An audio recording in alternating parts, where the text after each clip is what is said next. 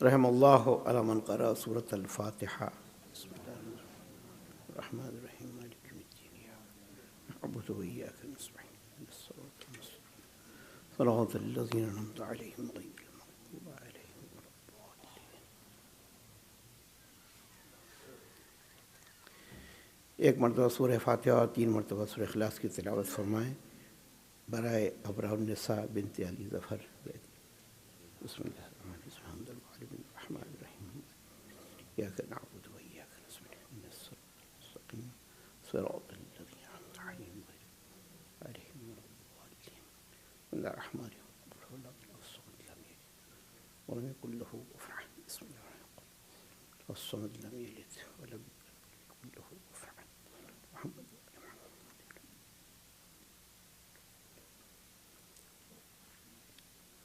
اعوذ باللہ السمیع العلیم من الشیطان اللعین الرجیم۔ بسم اللہ الرحمن الرحیم۔ الحمد للہ الذی قصرت عن رؤیتہ ابصار الناظرین وعجزت عن نعتہ اوہام الواصفین۔ ابتدع بقدرتہ الخلق ابتداعا واخترعہم علی مشیتہ اختراعا، والصلاة والسلام والتحیۃ والاکرام علی النبی المؤید والرسول المسدد المصطفى الامجد المحمود الاحمد ابی القاسم محمد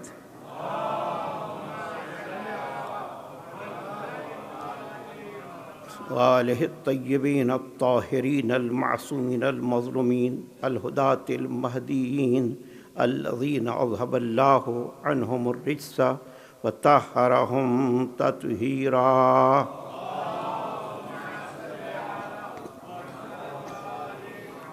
اما بعد فقد قال اللہ سبحانہ تبارک وتعالی وقولہ الحق وهو اصدق القائلین۔ بسم اللہ الرحمن الرحیم۔ من عمل صالحا من ذکر او انثی وهو مؤمن فلنحیینہ حیاۃ طیبۃ وَلَنَجْزِيَنَّهُمْ أَجْرَهُمْ بِأَحْسَنِ مَا كَانُوا يَعْمَلُونَ۔ صلوات پڑھیں مل کر۔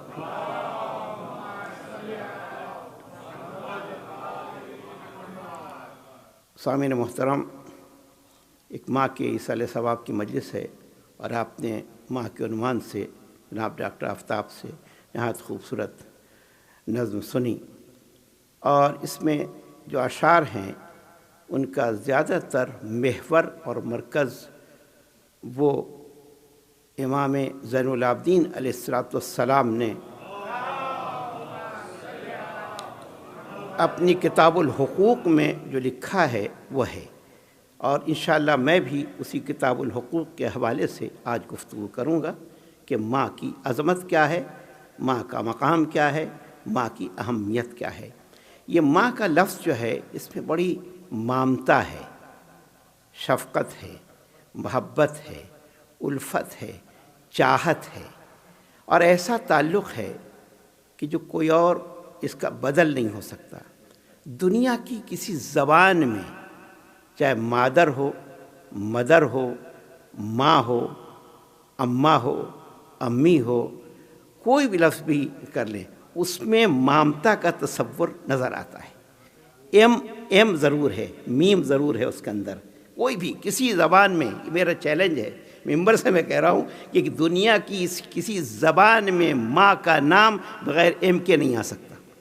یعنی اس کے معنی کیا ہے کہ اس کے اندر مامتا موجود ہے، چاہت موجود ہے۔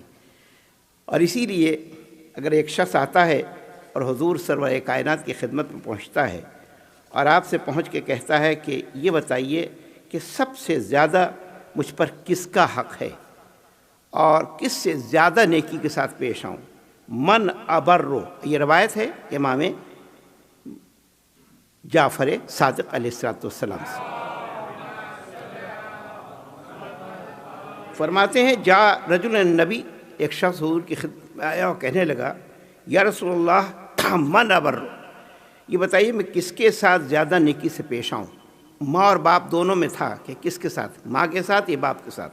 تو حضور نے فرمایا امک قال ثم من قال امک قال ثم من قال امک قال ثم من قال اباک، یعنی سب سے پہلے کس کے ساتھ؟ کہا ماں کے ساتھ نیکی کرو۔ پھر پوچھا کس کے ساتھ نیکی کروں؟ کہا ماں کے ساتھ نیکی کرو۔ پھر پوچھا کس کے ساتھ نیکی کروں؟ کہا ماں کے ساتھ نیکی کرو۔ اور چوتھی مرتبہ کہا باپ کے ساتھ نیکی کرو۔ اس کے معنی ماں کا رتبہ اتنا عظیم ہے کہ 3 مرتبہ حضور نے کہا ماں کے ساتھ نیکی سے پیش آؤ۔ اور دونوں کا تذکرہ قرآن میں ہے۔ وَقَضَىٰ رَبُّكَ أَلَّا تَعْبُدُوا إِلَّا إِيَّاهُ، تمہارا رب کا یہ حتمی فیصلہ ہے کہ عبادت نہ کرو سوائے اللہ کی کسی اور کی، صرف اللہ کی عبادت کرو۔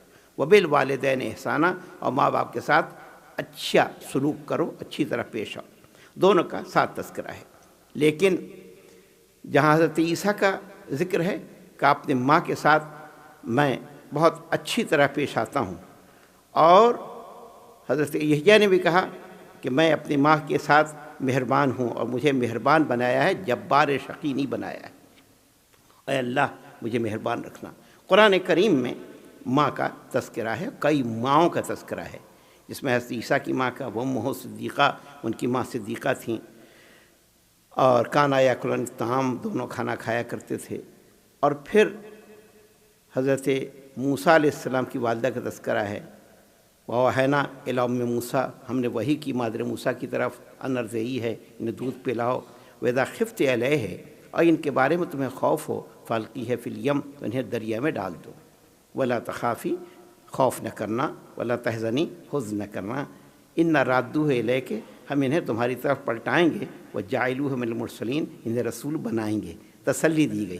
آپ بتائیے ماں کی اس وقت کیا کیفیت ہوگی جب کہ بادشاہ کا حکم یہ تھا کہ جو لڑکا پیدا ہو بنی اسرائیل میں اسے قتل کر دیا جائے، اور اللہ نے مخفی رکھا عمل کو، اور پھر ولادت ہوئی، اور اس کے بعد حکم ہوا کہ صندوق میں ڈال کے دریا کو سپرد کر دو۔ جب ماں اپنے ہاتھوں سے رکھ رہی ہوگی تو کیا کیفیت ہوگی ماں کی؟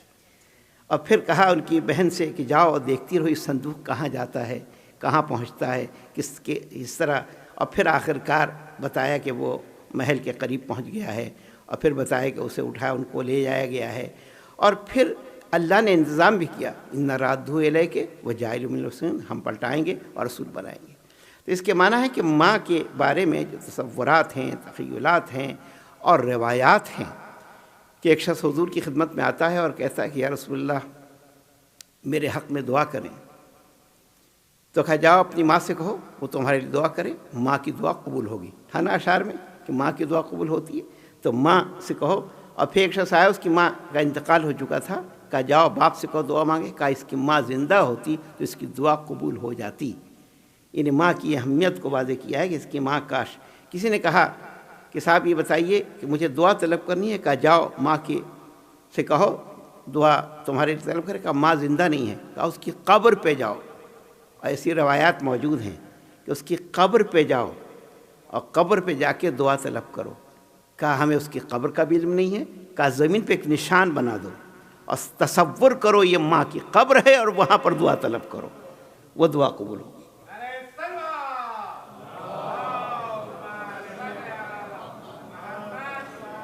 ماں کو عربی میں کہتے ہیں، اور کے معنی اصل کے ہیں، حقیقت کے ہیں، جڑ کے ہیں، اور اس لیے القریٰ مکہ مکرمہ کو کہا جاتا ہے کہ یہ تمام قریوں کی جڑ ہے اور اصل ہے، القریٰ۔ اور القرآن، القرآن جو ہے سورہ فاتحہ کو کہا جاتا ہے، قرآن یہ اصل ہے قرآن کی سورہ فاتحہ۔ اور اسی سے الراس دماغ کو کہا جاتا ہے، تو اصل کو کہتے ہیں۔ اور قرآن میں نبی کی بیویوں کو بھی کہا گیا نساؤہ امہاتہم، نبی کی جو بیویاں ہیں وہ مومنین کی مائیں ہیں۔ جب یہ لقب دیا گیا تو اس وقت جناب سیدہ موجود تھیں، تانا دینا شروع کیا لوگوں نے جناب سیدہ کو کہ ہم تو مومنین کی ماں ہیں اور آپ کو یہ لقب نہیں ہے۔ تو حضور نے جناب سیدہ کو طلب کیا، بلایا اور کہا کہ سیدہ کیا ہیں؟ ابیہا ہیں، ابیہا ہیں، وہ اپنے باپ کی ماں ہیں، اپنے باپ کی ماں ہے، یعنی وہ تو مومنین کی ماں ہے، رسول کی ماں تو نہیں ہے، مومنین کی ماں ہیں۔ اور ان کے لیے کیا کہا؟ ابیہا، اپنے باپ کی ماں ہیں۔ کسی بیٹی پر یہ کسی باپ پر یہ لازم نہیں ہے کہ وہ بیٹی کی تعظیم و تکریم کرے، لیکن یہ کون سی ایسی بیٹی تھی، اور وہ بیٹی جو انسیہ حورا بطول عذرا فاطمہ زہرا کے نام سے موسوم ہے، کہ جب وہ آتی تو حضور خود تعظیم کے لیے کھڑے ہو جاتے ہیں اور اپنی جگہ پر بٹھاتے ہیں، اور جب سفر پہ جاتے ہیں تو سب سے آخر میں سیدہ سے ملتے ہیں، اور سفر سے واپس آتے ہیں تو سب سے پہلے ملاقات کرتے ہیں تاکہ جدائی کا عرصہ کم رہے۔ یہ عظمت ہے، ماں کا بڑا مقام ہے۔ لیکن میں نے آج کے لیے جس آیت کو منتخب کیا تھا، اس آیت کے ذیل میں کچھ گزارش کر کے اور پھر ماں کے بارے میں جو امام نے فرمایا ہے عرض کروں گا۔ من عمل صالحا، جو بھی عمل صالحہ بجا لاتا ہے، عمل صالح بجا لاتا ہے، من ذکرن انثی، خواہ وہ مرد ہو یا عورت۔ یہ اعتراض ہوتا تھا کہ قرآن میں جتنی آیتیں ہیں ان کا تعلق مردوں سے ہے، اقیموا الصلاۃ، اقیمنا الصلاۃ نہیں، اقیموا الصلاۃ، آتوا الزکوٰۃ، یہ حکم جو آتا ہے عموماً تغلیب کی بنیاد پر وہ صیغہ ایسا آتا ہے جس میں مردوں کے لیے حکم ہے، لیکن قرآن کی کئی آیتیں ایسی ہیں جس میں مرد کے ساتھ عورت کا بھی ذکر کیا گیا ہے۔ حالانکہ تغلیب کی بنیاد پر یہ حکم ہے کہ سب کے لیے ہے، ایسا نہیں ہے کہ کتب علیکم الصیام تو تم پر روزہ فرض کیا گیا تو صرف مردوں پر ہے، عورتوں پر نہیں ہے، بلکہ اس میں سب آتے ہیں۔ لیکن اس آیت میں جو سورہ نحل کی آیت نمبر 97 ہے، ارشاد ہوتا من عمل صالحا، جو بھی صالح عمل بجا لایا، من ذکرن انثی، خواہ وہ مرد ہو یا عورت ہو، وہ مومن، شرط یہ ہے کہ وہ مومن ہو، عمل بجا لانے والا مومن ہو، فَلَنُحْيِيَنَّهُ حَيَاةً طَيِّبَةً، ہم اسے پاک و پاکیزہ زندگی عطا کریں گے۔ عمل بجا لانے والا مومن ہو، اور یہ جو خاتون ابر النساء جن کا انتقال ہوا یہ مومنہ تھیں۔ میں اس خاندان سے بہت عرصے سے وابستہ ہوں، اور ان مومنہ سے جب میں یہاں آیا تھا 84 میں تو میری ملاقات ہوئی تھی، اور اس وقت مجھے یاد ہے کہ ماجد صاحب نے اسی سال تمام جتنے بھی یہاں پر ان کے بھائی اور بہن موجود تھے سب کو بلا کر ایک مجلس کی تھی اور سب کو گھر میں جمع کیا تھا۔ اس وقت تعداد 103 نہیں تھی، 103 بعد میں یہ تعداد ہوئی ہے جو مکمل آپ نے بتایا، اس وقت تعداد 103 نہیں تھی، لیکن جتنے افراد تھے خواہ وہ مرد ہوں یا عورتیں ہوں سب اس گھر میں موجود تھے ماجد صاحب کے، اور وہ ان کی والدہ بھی موجود تھیں، اور میں نے مجلس پڑھی تھی جب میں پہلی مرتبہ 84 میں یہاں آیا تھا، مجھے اب تک یاد ہے۔ یہ جو بچے ہیں یہ نہیں تھے یہاں پر، بعض نشان وغیرہ یا اور بھی بچے، تو بہرحال یہ میں جانتا ہوں، اور وہ بہت ایسی مومنہ تھیں کہ آپ دیکھیں کہ اللہ تعالیٰ نے جو ان کو ولادت کی تاریخ تھی وہ 13 رجب کو پیدا ہوں، جو امیر المومنین کی ولادت کی تاریخ ہے، اور سفر آخرت جو اختیار کیا وہ بھی انہی دنوں میں جو امام کی شہادت کے ایام ہیں، انہیں 18 رمضان المبارک، اور بڑی کامیاب اور بھرپور زندگی گزاری۔ اور یہ یقین ہے کہ چونکہ انہیں بھی جب تربیت ملی تھی تو نماز کی پابندی کے لیے کہا گیا تھا، تو انہوں نے اپنے بچوں کو بھی نماز کا پابند بنایا، اور بچے نماز کے پابند رہے۔ اب اور چیزوں کے بارے میں نہیں بتا سکتا ان کے بچوں کے بارے میں، لیکن نماز کی حد تک جو ہے مجھے یقین ہے کہ وہ بہت پابند ہیں، اور ان کے گھر میں عزا خانہ بھی سجاتی تھیں، اور جب میں راچسٹر گیا، میں بفلو میں رہتا تھا تو میں اکثر وہاں جایا کرتا تھا اور وزٹ کیا ہے میں نے، ان کے گھر میں عزا خانہ بھی تھا۔ تو مومنہ تھی، اور یقیناً آپ جب درخت کے پھل کو دیکھتے ہیں تو اندازہ لگتا ہے، جڑ نظر نہیں آتی ہے لیکن پھل سے اندازہ لگا سکتے ہیں، میووں سے اندازہ لگا سکتے ہیں۔ اب وہ مرحومہ دنیا میں نہیں رہیں، لیکن ان کی اولاد جو ہے، اولاد کی اولاد جو ہے، وہ ان کی خوبیاں کا مظہر بنے گی، اور ان کی اچھائیوں کا مظہر بن کر ان کی نیکیاں جو ہیں ان کا پرچار کرے گی اور اس کو باقی اور قائم رکھے گی۔ درود پڑھ مل کر محمد والے مذاق۔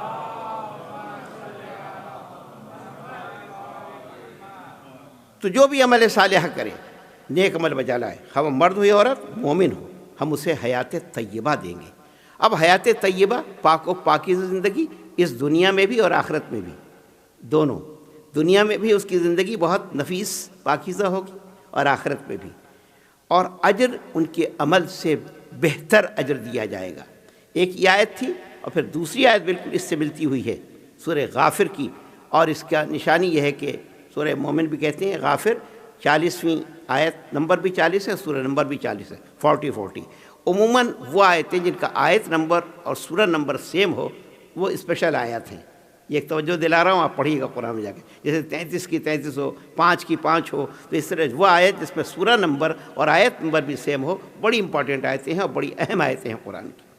ومن عمل صالحا، جو بھی عمل صالح بجا لائے، من ذکر و انثی، خواہ وہ مرد ہو یا عورت، وہو مومن، اور وہ مومن ہو. دیکھیں یہاں تک وہ آیت سیم ہے، وہ مومن. وہاں ہے فَلَنُحْيِيَنَّهُ حَيَاتًا طَيِّبَةً، ہم اسے پاکیزہ زندگی عطا کریں گے. اور یہاں کا فَأُولَٰئِكَ يَدْخُلُونَ الْجَنَّةَ، یہ وہ لوگ ہیں جو جنت میں داخل ہوں گے. یہ وہ لوگ ہیں مرد عورت وہ جنت میں داخل ہوں گے. يُرْزَقُونَ فِيهَا بغیر حساب، بغیر حساب انہیں رزق دیا جائے گا، انہیں بے حساب رزق دیا جائے گا، وہ جنت میں داخل ہوں گے. تو مومن کے لیے جنت ہے اور اس میں کوئی شبہ نہیں ہے. اور انشاءاللہ اس بارے میں عرض کروں گا تقریر کے آخر میں کہ کس طرح جنت ہے.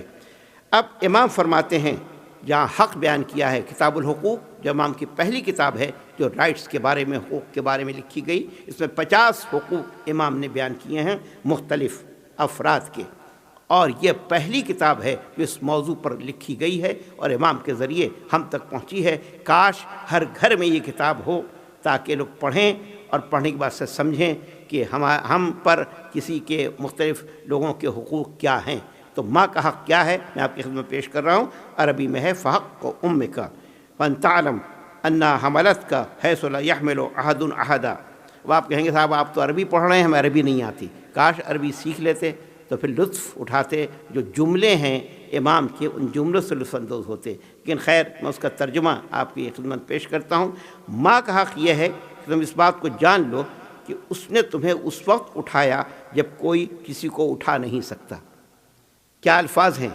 اس وقت اٹھایا اور تم اس کے شکم میں رہے اور وہ شکم میں لیے ہر جگہ جاتی رہی، ہر کام کرتی رہی، ہر عمل انجام دیتی رہی، مصروف رہی. اس میں ظاہر ہے کہ جو بھی اس کے ذمہ داری تھی ان تمام ذمہ داریوں کو اس نے پورا کیا. اور اس مسافر کو ساتھ لیے پھری. ہر ایک کا فرض ہے کہ اگر کوئی مسافر ہو تو اسے منزل تک پہنچایا جائے. اس لیے مسافر کو منزل تک پہنچانے کے لیے 1 دن نہیں، 2 دن نہیں، 3 دن نہیں، 9 مہینے کا سفر کیا. اور 9 مہینے کے بعد مسافر کو منزل تک پہنچا دیا. اور پہنچانے میں کتنی تکلیفیں اٹھائیں، کتنی زحمتیں برداشت کیں، کتنے مصائب اور شدائد کا سامنا کیا، کسی کو اندازہ نہیں ہے.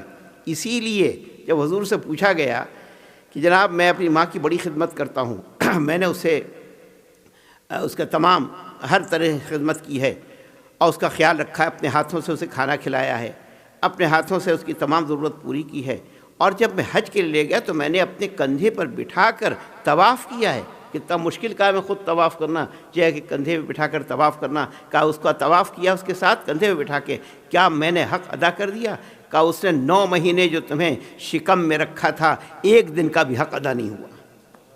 1 دن کا بھی حق ادا نہیں ہوا. تو اب بتائیے کہ ہم اگر سوچتے ہیں اور دیکھتے ہیں کہ صاحب ماں کا حق جو ہم پر ہے ہم ادا کر سکے ہیں، ذرا تصور کریں. اور یہ ان لوگوں کے لیے ہے جن کی مائیں زندہ ہیں، اللہ انہیں زندہ و سلامت رکھے، وہ یہ سمجھیں اور حق ادا کرنے کی کوشش کریں کہ ان کا حق کسی طریقے سے ان کی اطاعت کریں. اور پھر جو ایک نظم میں ایک شعر آیا تھا کہ جب وہ ماں دباتی ہے، بھینچتی ہے اور گلے سے لگاتی ہے، تو جنت میں جب ایک شخص پہنچا ہے دیر سے اپنے دوستوں میں، تو دوستوں نے پوچھا، اور روایت میں نے پڑھا، دوستوں نے پوچھا تم دیر سے کیوں آئے؟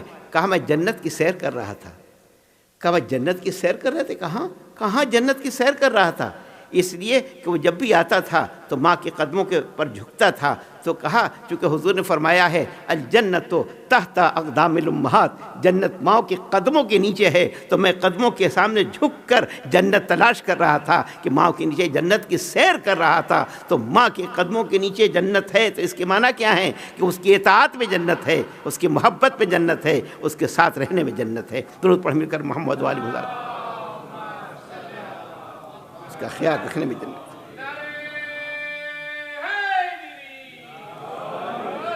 اور اس نے اپنے دل کے پھل کو تمہاری غذا بنا دیا. اس میں بہت سی آیتیں ہیں اور قرآن میں خصوصاً سورہ احقاف میں اور سورہ لقمان میں کہ حملت ہو امہ کرہن وضعت ہو کرہا، ماں نے بڑی سختی کے ساتھ اور تکلیف کے ساتھ رکھا تھا حمل میں کے دوران، اور بڑی سختی کے ساتھ اور بڑی تنگی کے ساتھ وضع حمل ہوا تھا، اور پھر وہن علی وہن، سختی کے ساتھ سختی ہے، سورہ لقمان میں بھی ہے یہ آیت۔ تو اب یہ دونوں آیتوں سے پتہ چلتا ہے کہ کس قدر زحمتیں اٹھائی ہیں۔ اور پھر کہا کہ اس نے اپنے دل کے پھل کو تمہاری غذا بنا دیا، دل کے پھل کو تمہاری غذا بنا دیا، کیونکہ ماں کا دودھ بہترین ہے اولاد کے لیے، لہذا اس نے پرورش کی، اور اللہ تعالیٰ نے 2 نہریں جاری کر دی تھیں، اس کے آنے سے پہلے اس کی غذا کا اہتمام کر دیا تھا، اور ماں اپنے سینے سے لگاتی ہے۔ یہ جو مائیں اس طرح نہیں کرتی ہیں ان کی اولاد پر ماں کا اثر نہیں ہوتا ہے، اس لیے کہ وہ جب تک شکم مادر میں ہوتا ہے ماں کے دل کی دھڑکن کو سنتا ہے، اور جب باہر آتا ہے اور اسے ماں اپنے سے دور رکھے گی تو اس دھڑکن سے محروم ہو جائے گا، اجنبیت کا احساس اسے روز اول سے ہو جائے گا پیدائش کے، اور جب وہ سینے سے لگاتی ہے تو وہ دھڑکن جب ملتی ہے تو اسے سکون ملتا ہے۔ بچہ رو رہا ہو، ظاہر اس وقت پہچان نہیں رہا ہے، لیکن جو ہی ماں سینے سے لگاتی ہے وہ چپ ہو جاتا ہے، کیوں؟ وہ جس عادی ہے جس آواز کو سننے کا، وہ آواز اسے سنائی دیتی ہے اور وہ سکون پہنچاتی ہے، اور اس لیے اطمینان کے ساتھ وہ سو جاتا ہے۔ یہ ہے فطرت ہے، لہذا بہترین عمل ہے کہ ماں اپنے سینے سے چمٹائے رکھے، اور یہ محبت کا تقاضا ہے، محبت کا۔ ایک میں نے دیکھا واقعہ کہ ماں ہے، چھوٹے بچے کو گود میں لیے ہوئے ہے، اور ریت پر چلی جا رہی ہے ننگے پاؤں، اس کا پاؤں جل نہیں رہا ہے، چلی جا رہی ہے، کہ دیکھنے والے نے جب دیکھا اور کہا کہ پروردگار، یہ مامتا ہے جو اس دھوپ میں اور اس شدت کے ساتھ جا رہی ہے، اور اس کا پاؤں جل نہیں رہا ہے اور یہ چلی جا رہی ہے، تھوڑی دیر کے لیے ذرا ماں کی مامتا کو نکال دے۔ جو مامتا کو نکالا گیا تو فوراً سے بچوں کو پھینک دیا اور اس کا پاؤں جلنے لگا، تو اس کی معنی کہ مامتا وہ شے ہے کہ جہاں گرمی کا نہ احساس ہے نہ سردی کا احساس ہے، اور امام نے اس چیز کی وضاحت کی ہے۔ اور آپ دیکھیے کہ ماں کی وہ اہمیت ہے، اسی ماں جس کا قرآن نے تذکرہ کیا کہ جب ماں اپنے بچے کو لے کر گئی ہے، حضرت ابراہیم نے پہنچا دیا ہے حضرت اسماعیل و ہاجرہ کو، اور وہاں پہنچے ہیں اندہ بیتک المحرم، میں تیرے محترم گھر کے پاس لے کر آیا ہوں، ربنا لیقیموا الصلاۃ، پروردگار تاکہ یہ نماز قائم کریں۔ پوچھا ہے حضرت ہاجرہ نے، آپ ہمیں کس پر چھوڑ کر جا رہے ہیں؟ کہا اللہ کے سپرد کر رہا ہوں، اللہ کے سپرد کر رہا ہوں۔ آپ دیکھیں بے آب و گیا ہے، بے آب و گیا جگہ ہے، وہاں پانی بھی نہیں ہے، وہاں کوئی دانہ بھی نہیں ہے، وہاں کوئی اناج بھی نہیں ہے، کچھ نہیں ہے، آدم ذات بھی نہیں ہے، کوئی فرد بھی نہیں ہے، اور ایسے عالم میں اللہ کا حکم ہے چھوڑ کر جا رہے ہیں۔ اب ماں ہے، جب بچے کو پیاس کی طلب ہوئی اور پانی کی طلب ہوئی اور پیاس لگی، تو اب یہ ماں ہے جو تنہا ہے، اور کبھی صفا کی طرف جاتی ہے، کبھی مروہ کی طرف جاتی ہے۔ آج کل کا صفا مروہ نہیں ہے جو ہم دیکھ رہے ہیں کہ بہت ایئر کنڈیشن ہے اور ساری چیزیں ہیں، ناہموار جگہ ہے، اور ایک جگہ سے دوسری کا نظر بھی نہیں آتا ہے، اور جب بچے پر نظر پڑتی ہے تو دوڑتی ہوئی جاتی ہے، دیکھتی ہے، اسی لیے وہاں پر دوڑنے کو اور لازم قرار دے دیا گیا ہے کہ مرد جو ہیں ذرا تیز تیز قدم اٹھائیں اور جائیں، ہرولہ جسے کہتے ہیں۔ تب اس طریقے سے، اور آخر کر کیا دیکھتی ہے؟ ماں بے کا 7 چکر لگائے ہیں اتنے فاصلے میں، جس میں ہم صحیح کرتے ہیں، اس عمل کو اللہ تعالیٰ نے واجب قرار دے دیا۔ تو اب 7 چکر کے بعد سے اب کیا دیکھا کہ وہاں پانی ابل رہا ہے، تو آپ نے پانی کو جمع کیا، جب پانی ہوا تو وہاں پرندے بھی آئے، جب لوگوں نے پرندوں کو دیکھا تو جو قریب میں جرہم قبیلے کے لوگ تھے انہوں نے کہا ہم بھی آنا چاہتے ہیں، رہنا چاہتے ہیں، اس طرح آبادی بڑھی۔ تو آپ دیکھیں کہ ماں کا دل کتنا تنہا ماں ہے اور کس طرح اپنے بچے کی پرورش کر رہی ہے۔ تو اللہ نے انعام کیا دیا ہے؟ کہ انعام یہ دیا ہے کہ اے ہاجرہ، یہ وہ تم جس بچے کو پال رہی ہو، یہ وہ بچہ ہے جس سے ہمارا آخری نبی اسی کے اولاد سے آئے گا اور دنیا میں ظاہر ہوگا۔ تو نبوت کا آخری سلسلہ حضرت اسماعیل سے باقی رکھا اور قائم رکھا ہے، اور حضور سرور کائنات، صرف حضور سرور کائنات ان سے آئے ہیں اور آخر میں ظہور پذیر ہوئے ہیں۔ درود پڑھیں مل کر محمد والی منظر۔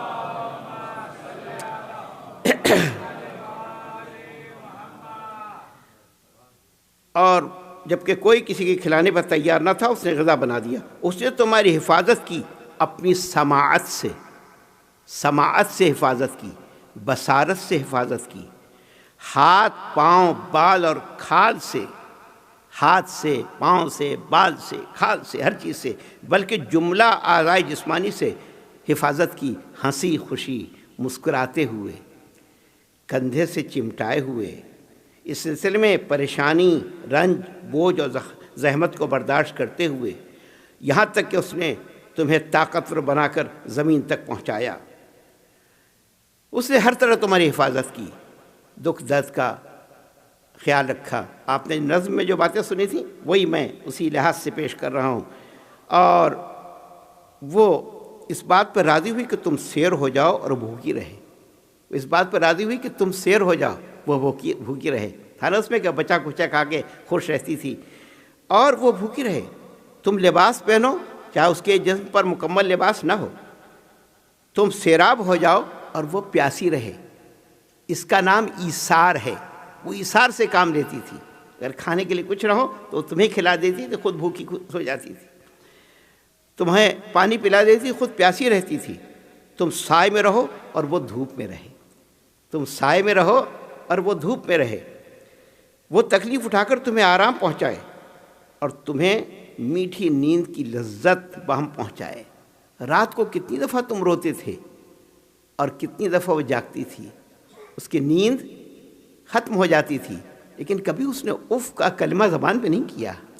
جب اف کا کلمہ نہیں کیا تو اسی لیے قرآن کیا کہتا ہے، لا تقل لہما افن، خبردار جب وہ بڑھاپے کی منزلوں کو پہنچ جائیں دونوں یہ کوئی ایک، تو تم بھی لفظ اف نہ کہنا، اف کا کلمہ زبان پہ جاری نہ کرنا، کبھی اف تک نہ کہنا اس بارے میں، لا تقل لہما افن ولا تنہرہما۔ آپ دیکھیں جب ہمیں وہ پروان چڑھاتی ہے جیسے کوئی مالی درخت کو سینچ رہا ہو، سیراب کر رہا ہو تاکہ درخت جو ہے پھلے پھولے، لیکن ہم جب بڑھاپے میں ان کی خدمت کرتے ہیں تو کیا ہے، نہ جانے کب یہ ہم سے جدا ہو جائیں۔ دیکھیں ان کی کیفیت اور ہوتی ہے، ہماری خدمت کی کیفیت اور ہوتی ہے، دونوں میں بڑا فرق ہے۔ جب وہ پرورش کرتے ہوتی ہیں اپنی اولاد کو تو کوئی اور امنگیں ہوتی ہیں، آرزویں ہوتی ہیں، تمنائیں ہوتی ہیں، آشائیں ہوتی ہیں، کہ جب ہم خدمت کرتے ہوتے ہیں تو ہمارے ذہن میں کچھ اور تصور ہوتا ہے۔ اب بہت بد نصیب وہ لوگ ہیں کہ جنہیں خدمت کا موقع ملے اور وہ ماں کی خدمت نہ کریں، باپ کی خدمت نہ کریں، بد نصیب ہیں وہ لوگ۔ لیکن خوش نصیبی ہے ان کے لیے کہ جنہیں یہ موقع مل جائے اور وہ خدمت کریں، اور پھر وہ محبت اور چاہت و الفت مل جائے، اور اس طریقے سے ان کے لیے کامیابیاں ہوں، کامرانیاں ہوں۔ اور پھر کہتے ہیں اس کا شکم تمہارے لیے ظرف تھا۔ یہ سب امام کے اقوال ہیں جو میں پیش کر رہا ہوں۔ امام نے جو ماں کے بارے میں کافی زیادہ، حالانکہ اور جتنی بھی چیزیں امام نے جو اللہ کے حقوق اور دوسرے حقوق بیان کیے اس میں کم لکھا ہے، لیکن ماں کے بارے میں زیادہ الفاظ ہیں جو امام نے بیان کیے ہیں۔ اس کا شکم تمہارے لیے ظرف تھا، اور اس کی گود تمہارے لیے مسکن، اور اس کی چھاتیاں تمہارے لیے سیرابی، اور اس کا وجود تمہارا محافظ۔ وہ دنیا کے سرد و گرم کو تمہاری خاطر اور تمہاری حفاظت کے لیے برداشت کرتی رہی۔ تم حد الوسع اپنی ماں کا شکر ادا کرو، شکر ادا کرو۔ اور اس کے لیے قرآن کیا کہتا ہے کہ وَوَصَّيْنَا الْإِنسَانَ بِوَالِدَيْهِ حَمَلَتْهُ أُمُّهُ وَهْنًا عَلَىٰ وَهْنٍ، اور پھر آگے جا کر کہا أَنِ اشْكُرْ لِي وَلِوَالِدَيْكَ، سورہ لقمان۔ تکلیف پر تکلیف اٹھا کر وہ تمہیں پالا اس نے، اور تکلیف پر تکلیف اٹھائی ہے، پیٹ میں رکھا اس نے، اور پھر اس کو دودھ پلاتی ہے، اور پھر 2 سال میں یہ بھی اس میں ہے، اور پھر اس کے بعد سے آخر میں کہا انشکر لی، دیکھو میرا شکریہ ادا کرو، اور اپنے والدین کا شکریہ ادا کرو، شکریہ ادا کرو، اللہ کا شکر اور والدین کا شکریہ۔ انشکر لی تو میرا شکر ادا کرو اور ماں باپ کا شکریہ ادا کرو۔ تو اس میں جو الفاظ تھے کہ فَتَشْكُرُهَا عَلَىٰ قَدْرِ ذَلِكَ، جو کچھ ماں نے کیا ہے اس پر تم اس کا شکریہ ادا کرو، اور تم اس پر قدرت نہیں رکھ سکتے ہو، لیکن اگر اللہ کی توفیق ہوئی تو تم اس پر قدرت رکھو گے۔ اب طریقہ کیا ہے شکریہ ادا کرنے کا؟ کہ اس نے تمہیں جو کچھ سکھایا ہے، جو سمجھایا ہے، جس منزل تک پہنچایا ہے، اور وہ جو چاہتی تھی اس کی کسی بات کو بھی تم رد نہ کرو۔ اس کی ہر بات جو ہے، جو بھی اس نے چاہا ہے، کبھی ماں سے کبھی گستاخی نہ کرنا۔ میں ان سے کہہ رہا ہوں، خطاب کر رہا ہوں جن کی ماں زندہ ہیں۔ کبھی گستاخی نہ کرنا، کبھی بے ادبی نہ کرنا، کبھی اونچی آواز میں بات نہ کرنا، کبھی ان کے آگے نہ چلنا، کبھی ان کے احترام میں کمی نہ کرنا، اس لیے کہ اگر ذرا سی بھی، بعض لوگ سوچتے ہیں وہ آگ کا شعر بھی اور طاق کا شعر بھی آپ نے جو پڑھا تھا، اس میں آگ کا لفظ آیا تھا، آگ کا اور طاق کا جو قافیہ تھا اس کا. تو عاق الوالدین لم یشم رائحۃ الجنہ، اگر ماں باپ کا نافرمان کوئی ہو جائے، اس کا لوگ ترجمہ کرتے ہیں ماں باپ جسے آگ کر دیں، آگ کرتے نہیں، آگ ہو جاتا ہے. جو ماں باپ کا نافرمان ہے وہ جنت کی خوشبو بھی نہیں سونگھے گا. جو ماں باپ کا نافرمان ہے وہ جنت کی خوشبو بھی نہیں سونگھے گا. بعض لوگ سمجھتے ہیں اب تو باپ مر گیا، چلو کوئی بات نہیں، ہم اب نافرمانی کر لیں. نہیں، مرنے کے بعد بھی انہیں حق ہے، اللہ نے اختیار ان سے سلب نہیں کیا ہے. مرنے کے بعد بھی اگر ان کے شان میں اور حق میں گستاخی ہوئی تو آگ ہو سکتے ہیں. یہ نہیں ہوتا جو لکھا جاتا اخباروں میں کہ میں اپنی جائیداد منقولہ اور غیر منقولہ سے اس کو آگ کرتا ہوں. ایسا نہیں ہے، جو لکھا جاتا اخباروں میں نہیں ہے. آگ کے معنی نافرمانی، یہ انسان نافرمانی کر رہا ہے، اور اکاؤنٹ میں ثواب ہم جمع کرا سکتے ہیں.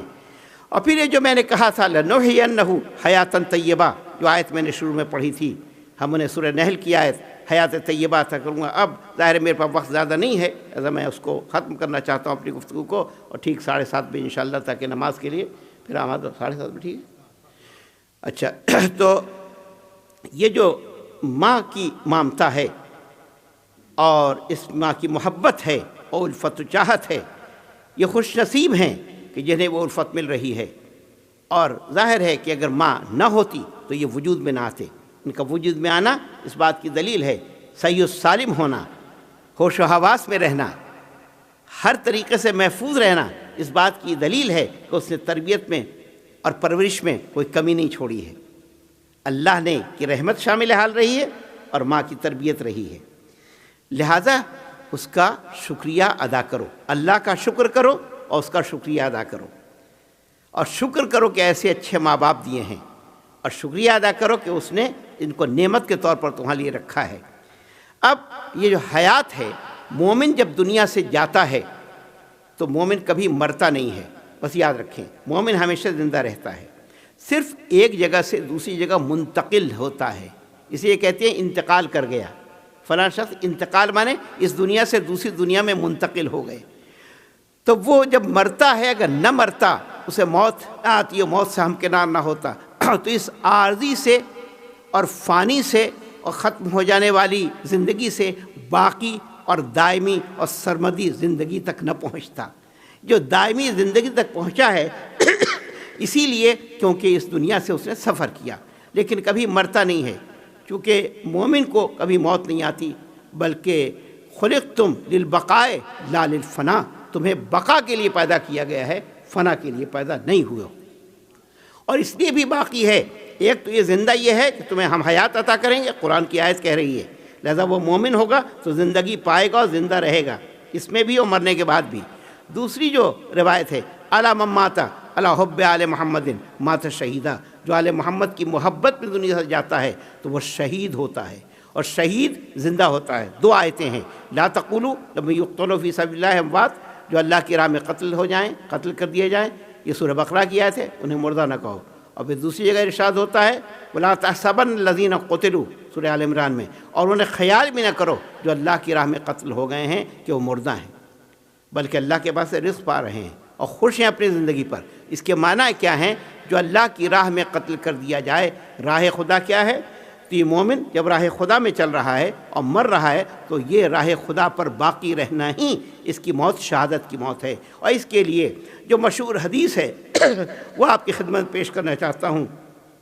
حدیث علامہ زمخشری متوفہ، جن کی وفات 528 ہجری میں ہوئی ہے، تفسیر کشاف میں فرماتے ہیں، اور جو میرے پاس مطبوع ہے اس کا صفحہ نمبر 220 اور 221 ہے. فرماتے ہیں وقال رسول اللہ صلی اللہ علیہ وسلم من مات علی حب آل محمد مات شہیدہ، جو آل محمد کی محبت میں دنیا سے جاتا ہے اس کی موت شہادت کی موت ہے، وہ شہید جاتا ہے. اور شہید کے لیے قرآن کیا کہتا ہے؟ نہ انہیں مردہ کہو نہ انہیں مردہ سمجھو. سمجھنے پر بھی پابندی ہے اور کہنے پر بھی پابندی ہے، بلکہ وہ زندہ ہیں، اللہ کے پاس سے رزق پا رہے ہیں، تمہیں ان کی زندگی کا شعور بھی نہیں ہے. اور پھر کہا مات الحب آل محمد مات مغفور اللہ، جو آل محمد کی محبت میں جاتا ہے دنیا سے اس کی مغفرت کر دی جاتی ہے، مغفرت ہو جاتی ہے. محبت پر باقی رہنا ہی مغفرت کی دلیل ہے. مغفرت کا ثبوت ہے کہ محبت میں باقی ہے۔ الا من مات علی حب آل محمد مات تائبہ، جو آل محمد کی محبت پر باقی رہتا ہے تو گویا کہ وہ توبہ کر کے مرتا ہے۔ اب توبہ مزید کرنے کی ضرورت نہیں ہے، اس پر باقی رہنا ہی توبہ ہے۔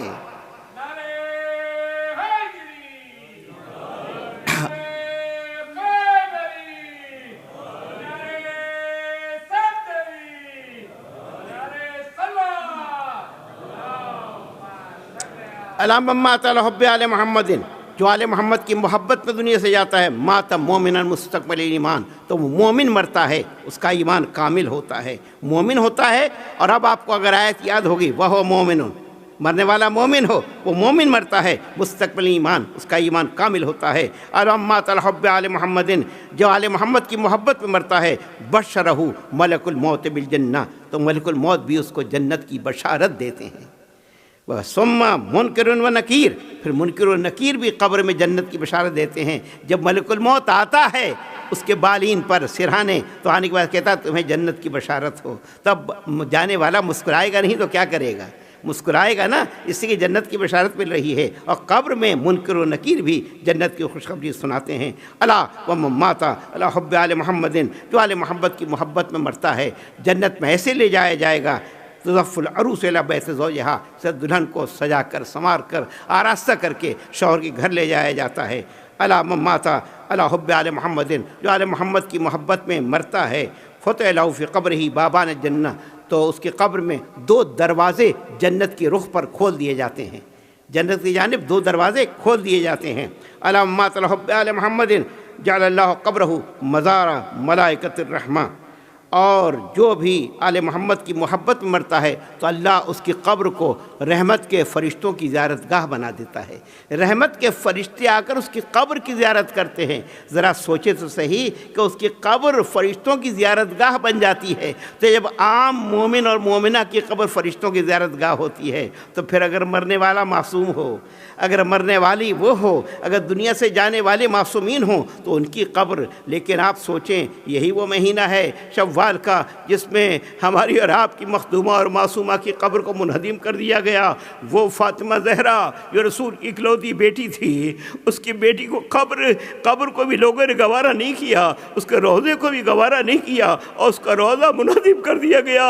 لیکن میں عرض کروں گا وہ روضہ جو دل میں ہے کون گرا سکتا ہے، اسے کون منہدم کر سکتا ہے؟ لیکن دنیا والوں تم ان روضوں کو منہدم کر دو، لیکن جو قبر میں روضہ ہے اسے کوئی نہیں گرا سکتا، اسے کوئی منہدم نہیں۔ ذرا سوچے تو صحیح کہ یہ جنازہ اٹھتا ہے جب مومنہ مری ہیں، ابرار النساء انتقال ہوا، مومنین نے شرکت کی، اسے دیا گیا، کفن دیا، پہنایا گیا، جنازے میں لوگ شریک ہوئے، لیکن ہائے جو رسول کی بیٹی ہے، جب اسے غسل دیا جا رہا تھا اور وصیت کی تھی کہ صرف علی غسل دے، حضرت علی غسل دے رہے تھے اور علی نے غسل دیا تو ایک مرتبہ چیخ ماری ہے۔ جب چیخ ماری لوگوں نے پوچھا اے علی چیخ کیوں ماری؟ کہا سیدہ کا پہلو شکستہ ہو گیا تھا۔ اجرکم اللہ، اجرکم اللہ، پہلو شکستہ تھا۔ یہ وہ سیدہ ہے کہ اگر باپ کے غم میں روتی تھی تو لوگ آ کے کہتے تھے ابو الحسن سیدہ کو سمجھا لو، دن کے وقت روئیں یا رات کے وقت روئیں، رونے کا وقت معین کر لیں۔ وہ فاطمہ زہرا جو خاتون جنت ہیں، ان کے رونے پر پابندی۔ آپ کا معمول کیا تھا؟ آپ روضے رسول پہ آتی تھیں، قبر سے چمٹ جاتی تھیں اور کہتی تھیں بابا سبت علیہ وصائب اللہ، سبت علیہ میں سے نلایا لیا۔ بابا آپ کے مرنے کے بعد مجھ پر اتنی مصیبتیں پڑیں کہ اگر دن پر پڑتی تو دن رات میں تبدیل ہو جاتے۔ میں کہوں گا سیدہ کون سی مصیبتیں تھیں؟ کا پہلو شکستہ ہو گیا، دروازہ گرایا گیا، آگ لگانے کی دھمکی دی گئی۔ میں کہوں سیدہ ذرا کربلا میں آ کر دیکھو، خیموں کو آگ لگا دی گئی، بیویاں خیمے سے دوسرے خیموں میں جا رہی۔ اجرکم اللہ، جن میں اور سماعت فرمائیں، کہتے ہیں کہ یہ سیدہ تھی جن کے رونے کے لیے علی نے اپنے ہاتھوں سے ایک بیت بنایا تھا جس کا نام بیت الحزن رکھا تھا۔ سیدہ حسن و حسین کو لے کر وہاں جاتی تھی، جا کر رویا کرتی تھی، بابا بابا کہہ کے روتی تھی اور پھر واپس آتی تھی۔ میں کو دنیا والو تم نے سیدہ کی قدر نہیں پہچانی، لیکن آؤ میں تمہیں قدر دکھاتا ہوں سیدہ کی۔ جب روزے محشر ہوگا آواز آئی علی المحشر اغضوا ابصارکم ونکسوا رؤوسکم، اے محشر والو اپنی نگاہوں کو جھکا لو، اپنی آنکھوں کو بند کر لو۔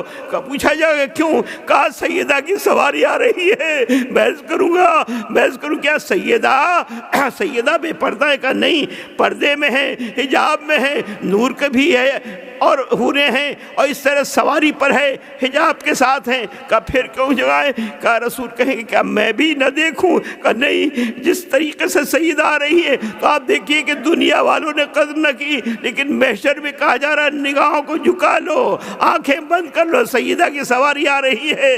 جب سیدہ آئیں گی، سیدہ کہا جائے گا سیدہ خاتون جنت آپ جنت میں جائیں۔ کہا میں نہیں جاؤں گی جب تک کہ حسین کے غم میں رونے والے جنت میں نہ چلے جائیں۔ کہا سیدہ سفارش کے لیے کیا لائی ہو؟ تو سیدہ کے لیے ملتا ہے کہ سیدہ کیا کہیں گی؟